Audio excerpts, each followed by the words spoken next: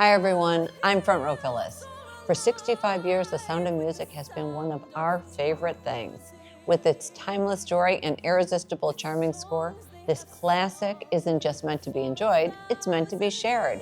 Now the cherished musical will be live on stage, and we had a chance to sit down with some of the cast. Welcome Ariana Ferch, who plays Liesl, and Coursey, who plays Rolf. Welcome both of you, and thank you for joining us. Thanks for having us. Thank you. This is awesome. Are we excited? Tonight is the big night. I know, So we're so excited. excited. Being in Chicago is the best. I mean, we've been on the road for about a month and a half now, and we've been so excited to get here finally. So we're excited to share it with the audiences here. Yeah, how's the audiences been in the other areas that you guys have been traveling? They've been amazing. I mean, every night they're just leaping to their feet and Singing the song. And Yep. singing the song. They're And crying. definitely singing the songs. Some sobbing was crying. happening. There's a lot of families that come, you know, parents that love the show who want to introduce their kids to theater or the show. You know, there's a family of 7 kids in the musical, so it's pretty easy to catch the theater bug if you're a young kid watching the show. Yeah, you can't miss this. I mean, it is beyond a classic. So, question for you, for both of you, is you get that phone call, that email, you find out that you're both going to be in the show, Rolf, Liesl. What was the first thing that went through your mind? Oh my goodness. Well, I had a Zoom meeting with my agents, and they decided to trick me. Okay. So they were like, I would be looking for new agents, Yeah. but that's me. But so they told me, well, it didn't really happen. And then they're like, actually, you need to read this screenshot of an email. It was so tiny because it was on my phone. And I was like, is this real? It was the offer for the role. And they're like, can you read it? And I was like, I don't want to say that I got the offer. And they were like, yep, you did. And I was like, ooh. It was just, I burst into tears. And then I called my family, and we were all just crying. It was awesome. I was over the moon. I mean, I called my family and my best friend. I really wanted the role. You know, I had my final call back about a week before, and it was about an hour-long session with our choreographer, Danny Medford, and we just did the whole sequence of 16 going on 17, and it kind of just felt like a rehearsal, you know. And then about a week later, I got the call, and I mean, the chance to work with this creative team, Jack O'Brien, Danny, and Andy Einhorn, who's our music supervisor. They're just legends in the industry. They are and complete legends. It's been such a joy. They were so kind and so excited to work on this piece with us, and you know, they valued our discoveries and anything that we wanted to bring to the room. It was incredible. So Liesl, let's talk about Liesl, such a memorable character, the oldest daughter who's kind of learning about what it means to grow up and make her own choices. You know, what part of her journey resonates the most with you? Liesl, I've just loved getting to know this character. Watching her in the movie and seeing her in the show, I've just loved what you get to bring to this character. She's so kind and sweet to her own siblings, but then she's also trying to see what it's like to become a woman by herself, because she doesn't have a motherly figure with her until Maria steps into her life.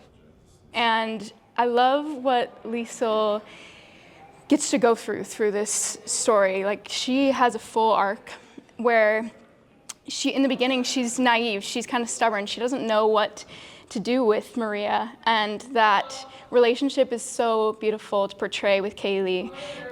They get to really become a mother and daughter relationship, and in the beginning, her relationship with Rolf is really interesting. I think they're both unsure of each other and whether they are truly gonna love each other, but throughout the story, they have that connection of they know each other unlike anyone else, and he chooses to let them go at the end, and it's a beautiful story. And I think Liesl is so fun because I get to work with all of the other von Chappling children. They are all so kind and so fun, and I have 2 sisters, so it's wonderful to have some siblings with me on this tour. Like, they are incredible to be with, and I love this, portraying this show every night.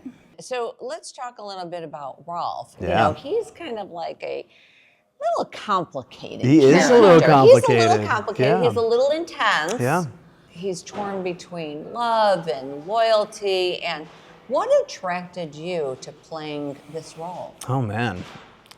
Well, I always love a challenge as an actor. It's always fun to get a role that you don't really know how to do yet. And through rehearsals, I was struggling a lot with some of the scenes. I was like, I don't feel like I'm quite getting this right. And it's interesting because there have been so many Rolfs before me.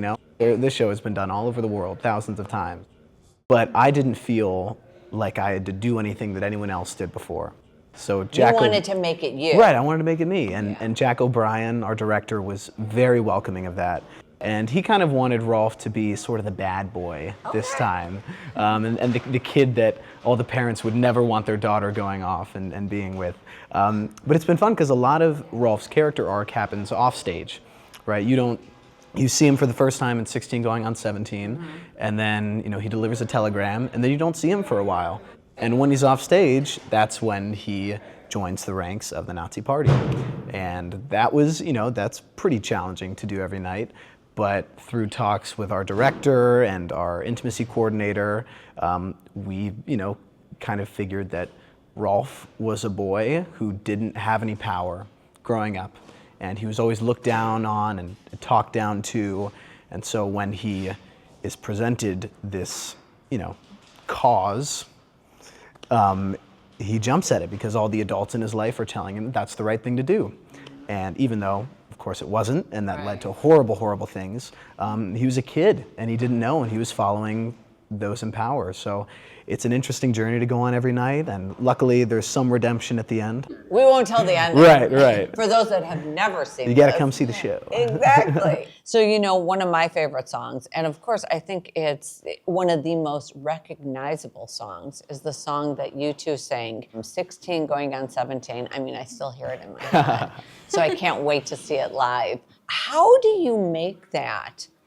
How do you really take that raw, that innocence, that chemistry that you really have to bring to the stage? How does that happen?